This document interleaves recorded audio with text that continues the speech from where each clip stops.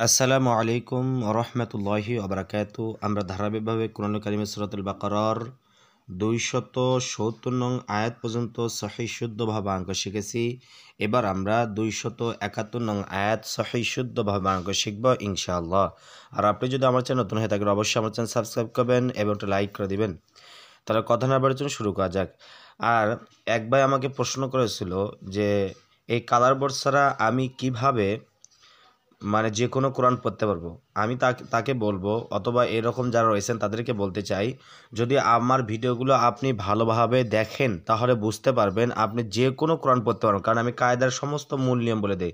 দেখেন এখানে বলা হয়েছে ইং ইং গুণনা হলো কেন, এগুলো আমি সব বলে দেবো। কেন গুণনা হলো, এই কারণে গুণনা হলো। তা নুন সাইন বা তা থাকলে নুন সাইনটি অনস্বদ্দে গুণনা করে করতে হবে।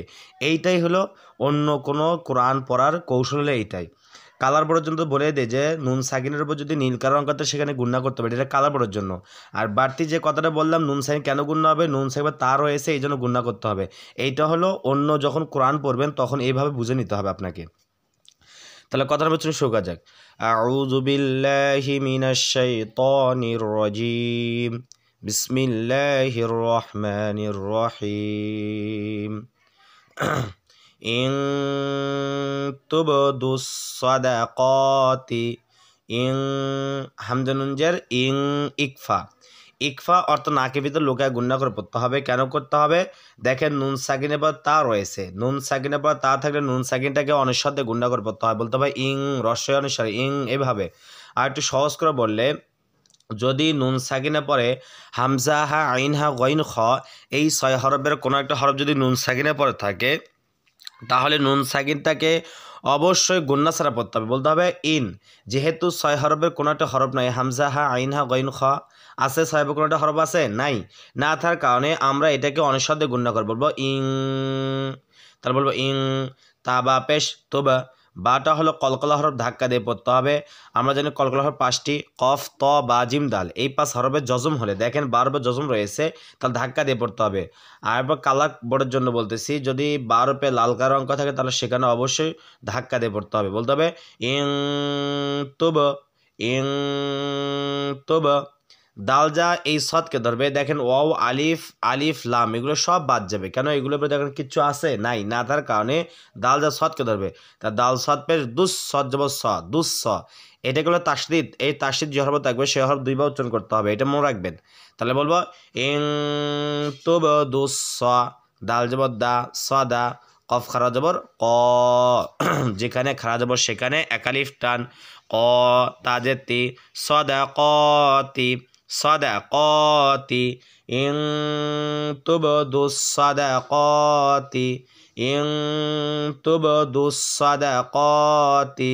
ফাজর ফা, নুন আইনজের নিয়, ফা নিয়, আইনজের ই, ফা নিয় ই, ফা নিয় ই। চাপ দিয়ে পড়তে হবে, আইনের বা তার সাথে রয়েছে আইন 2 বার উচ্চারণ করতে হবে, ফা নিয় ই। মিম, মিম আলিজর মা, জবরের বাম পাশে খালিলিফ একালিফ টান। তাহলে বলবো ফানি ইমা, ফানি ইমা।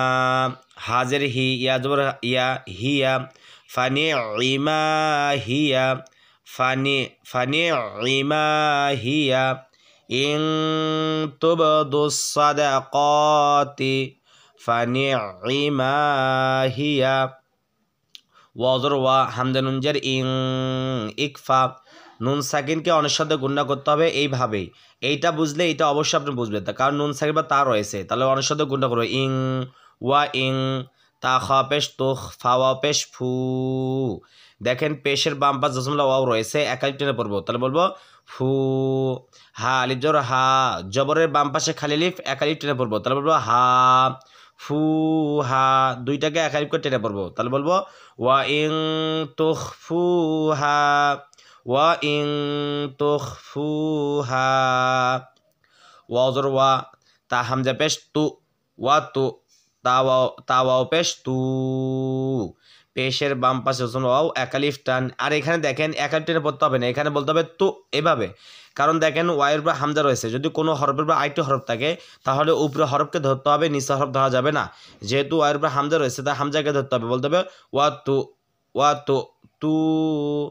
হাজা লামকে দেবে, হালাম জবর হাল, ওয়া তু তু হাল, ফা পেশ ফু, কফ জের ক, ফু ক, র আলিফ জবর র, মধ্যে মুত্তাসিল 4 আলিফ টান, ওপরে মোটা চিহ্ন, বামে গোল হামজা রয়েছে, 4 আলিফ টানে পড়তে হবে। বলতে হবে ফুকরা, ফুকরা, হামজা জবর আ, ফুকরা আ, ফুকরা আ, ওয়া ইন তুখফুহা ওয়া তু'তুহাল ফুকরা আ, ওয়া তু'তুহাল ফুকরা আ, ফাজা ফা, হা পেশ হু, ফাহু, ওয়াজর ওয়া, ফাহু ওয়া, খাজা ইয়াকে দেবে, খয়াদুর খয়, ফাহুয়া খয়, ফাহুয়া খয়, রলাম 2 পেশ রুল, খয়রুল্লাম জল্লা, কাবজা মিমকে দেবে, কাব মিম পেশ কুম, খয়রুল্লাকুম, খয়রুল্লাকুম,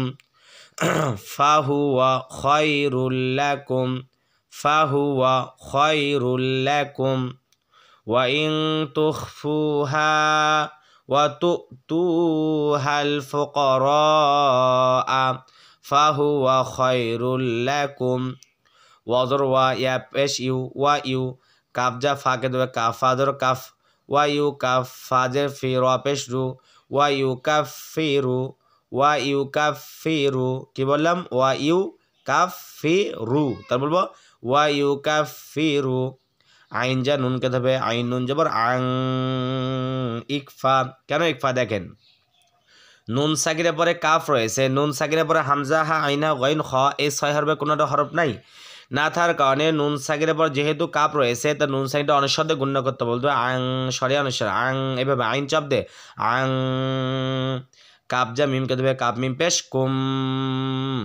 আং কুম, দেখেন মিমে তাসিদ গুণা করা ওয়াজিব, আমরা জানি মিমে তাসিদে গুণা করে পড়তে হয়, তাহলে কাফজা এই মিমকে ধরবে, এই মিমকে নয়, জজমে একবার উচ্চারণ হয়, তাসিদ 2 বার উচ্চারণ হয়, তা জজমের চাঁদে তাসিদ বেশি শক্তিশালী, সেই জন্য কাফ এই মিমকে না ধরে এই মিমকে ধরবে এবং গুণার সহিত পড়তে হবে। বলতে হবে কুম, আং কুম, ওয়া ইউকাফিরু আনকুম, এবার দেখেন মিম নুনজের মিং, ইকফা, কেন ইকফা অবশ্যই আমাকে কমেন্ট করে জানাবেন। মিং, সিনিয়া যাব সাই, ইয়াজের ই, সাই ই, সিনজা ইয়াকে দেবে, তাহলে সাই ই, হামজা খারা যাবর আ, যেখানে খারা যাব সেখানে একালিফ টান, সাই ই আ, তাজের তি, কাবজা মিমকে দেবে, কাব মিম পেশ কুম, সাই ই আ তি কুম, সাই ই আ তি কুম, ওয়া ইউকাফিরু আনকুম মিন সাইয়্যাতিকুম, ওয়া ইউকা, আমার সাথে একবার বলেন, ওয়া ইউকাফিরু আনকুম মিন সাইয়্যাতিকুম, ওয়াও লাম জবর ওয়াল, লাম খারা জবর ল, হা পেশ হু, আল্লাহু, দেখেন আল্লাহ শব্দের ডানে জবর থাকার কারণে আল্লাহ শব্দের লামটাকে পুর করবো ল, আর লামের উপর খা জবর রয়েছে, তাহলে অবশ্যই পুর করে পড়তে হবে, খা জবর রয়েছে তাই এক টেনে পড়তে হবে, বলতে হবে ওয়াল্লাহু, বাজের বি, মিম আলিজর মা, জবরের বাম পাশে খালি আলিফ, এক আলিফ টান, ওয়াল্লাহু বিমা, ওয়াল্লাহু বিমা, তা আইন জবর তা, মিম জর মা, তা আমা, লাম পেশ লু, পেশের বাম পাশে জবর আও, এক আলিফ টান, তা আমালু, নুন জবর নাম, তা আমালু না, ওয়াল্লাহু বিমা তা'মালুনা, খজর খ, বায়াজের বি, জেরে বাম পাশে জসমলাইয়া, এক আলিফ টান, খবি, র 2 পেশ রুন, খবিরুন, খবিরুন, এখন যদি অক্ফ করি তাহলে উচ্চারণটা হবে, অর্থাৎ রব সাকিন দেব, বিটাকে 3 আলিফ টেনে পড়বে, এটাকে বলে মাদ্দা আরজি, অর্থাৎ যে হরফটা এক আলিফ টেনে পড়তে হয় তারপর হরফকে সাকিন দিয়ে থামলে তাহলে সেই এক আলিফ টানটিকে কী করতে হবে, 3 আলিফ টেনে পড়তে হবে, বলতে হবে খবির, ওয়াল্লাহু বিমা তা'মালুনা খবির। তাহলে আপনারা বুঝতে পারলেন কোন জায়গায় টানতে হবে, কোন জায়গায় গুণনা করতে হবে। যদি আমার এই পড়াগুলো আপনি খেয়াল রাখেন, আমি যেভাবে পড়তেছি, কোন জায়গায় গুণনা করতেছি, কেন গুণনা করতেছি, আমি সমস্ত কিছু আপনাকে বলে দিয়েছি এবং কোন জায়গায় এক আলিফ টানতেছি এগুলো বলে দিতেছি। এই জন্য এগুলো যদি আপনি খেয়াল রাখতে পারেন, আপনি যে কোনো কোরআন পড়তে পারবেন ইনশাল্লাহ। আসসালামু আলাইকুম ওয়া রাহমাতুল্লাহি ওয়া বারাকাতুহু।